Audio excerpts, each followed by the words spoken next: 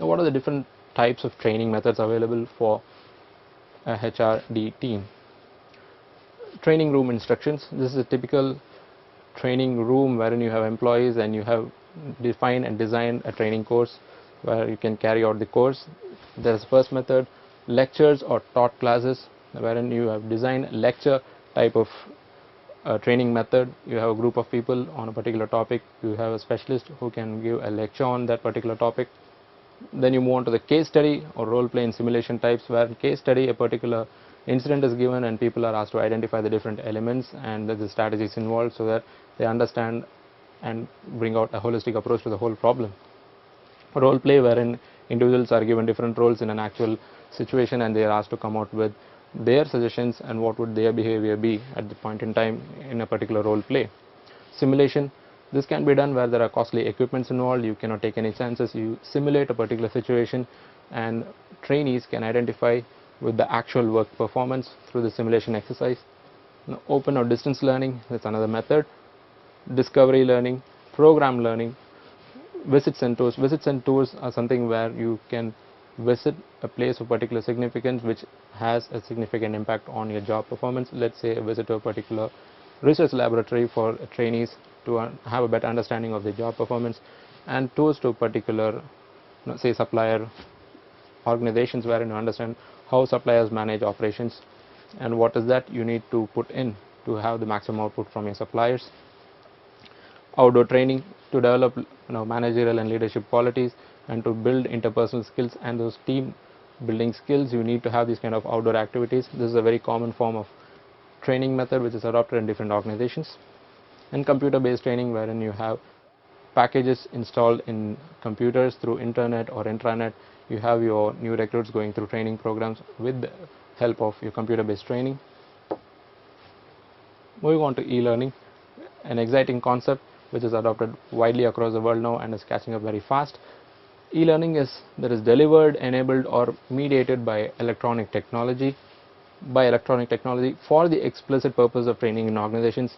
It does not include standalone technology based training such as the use of CD-ROMs. Now, when we mean CD-ROMs, using of CD-ROMs in e-learning, e-learning is different from a traditional software which provides you learning content. So what happens here is that content and your training methodology is totally dependent on your e-learning process, where it is identified and designed to give maximum output for individuals so that the time consumption is reduced.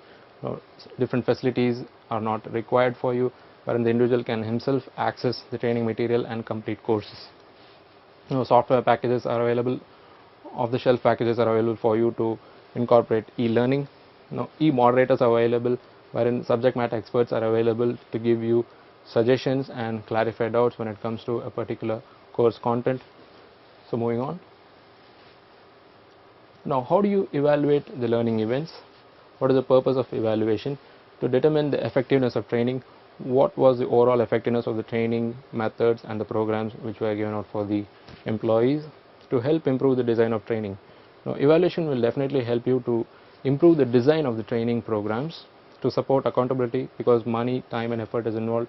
Now, evaluating training will give you a sort of accountability so that the efforts are channelized to bring out more effective programs. To gather information from the training programs, you need to do an evaluation to allow stakeholders to express their needs and preferences. So what does the trainee feel about a particular training program? What does the management feel? So what is the effort involved? So you can identify their needs and preferences by evaluating. To provide management information, so management requires to know what was the training program all about, whether the behavior changed, the outcome was achieved, to give the management information based on this training program. So you need to evaluate your training efforts. Now, what should be evaluated? First and foremost is the participant reactions, whether the trainees were happy about the training program, whether it met their outcomes. Second is learning outcomes, what was desired, was it delivered through the learning program. Behavior change, was there any behavior change after the learning program, after the training? Was it actually transferred to the workplace, and did it result in performance changes? And what were the other desired outcomes where it met out of the training program? Costs of training, direct and indirect, what were the actual costs of bringing in the trainers setting up the facility, like what were the costs involved, the salary costs of trainers involved, and other indirect costs like what was the time taken off from actual project work. So you need to consider all the direct and indirect costs involved, and you need to evaluate efficiency. Was this program designed and delivered to meet the objectives? So was it efficient in all aspects? Performance to schedule and specification. Was the schedule performed as was designed, and what was the specification? Was it in balance and in alignment with the overall objectives? So these elements need to be evaluated as part of your training evaluation program. Now when we talk about evaluation, there are two types of evaluation: formative and summative. Formative is about the process in itself, whether the process of training was effective and efficient. So it analyzes the process in itself and improvements can be added into the process. When it comes to summative, the product in itself is evaluated, which means was the training able to deliver what was intended? So what was the outcome? Was it the outcome really intended through the training program? Was it really achieved? So this is an evaluation wherein you have formative, which analyzes the process so that the process can be tweaked and improved. Summative is the product, wherein the product in itself is analyzed and can be improved. Who should evaluate training? Senior management, because they are the people who need to understand the overall objectives, so that what was the training given, what did it really meet the objectives. So they need to do a critical analysis of the training which was provided. Now the training and development specialists who designed and implemented, so what was the training all about? Could it have been done better? So what needs to be done? What was the trainees' perception?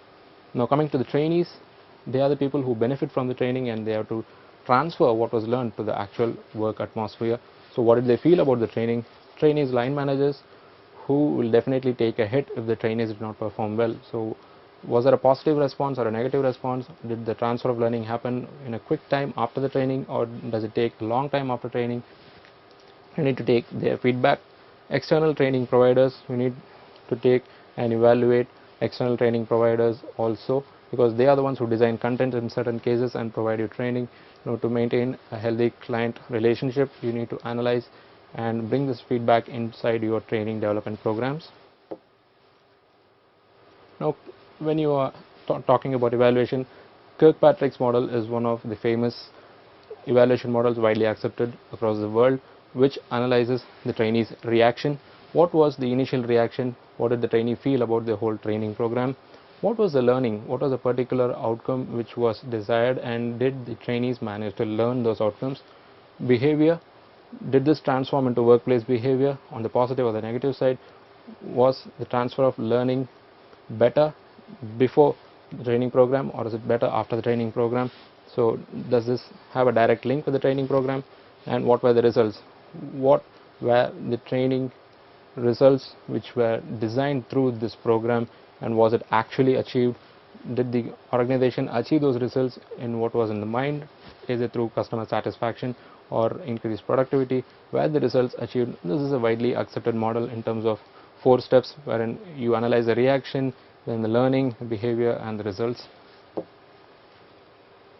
Now moving on to the zero model, where, as we call, the context of training is analyzed.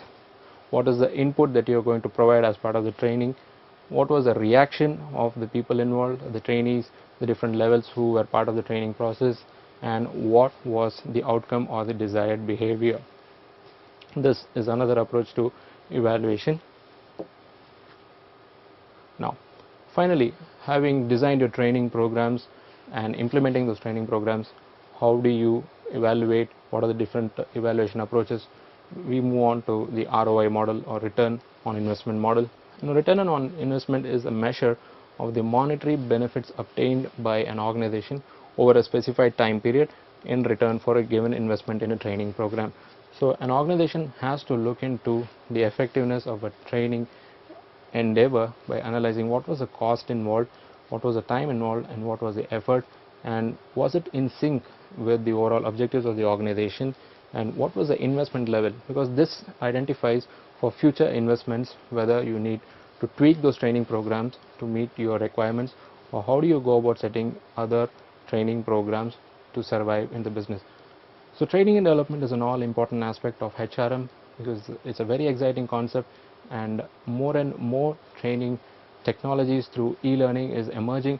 So let's hope there's more development in this field because it is a rapidly evolving field, and HRD professionals need to adapt quickly to design state-of-the-art programs to give maximum learning impact to the recruits in the organization.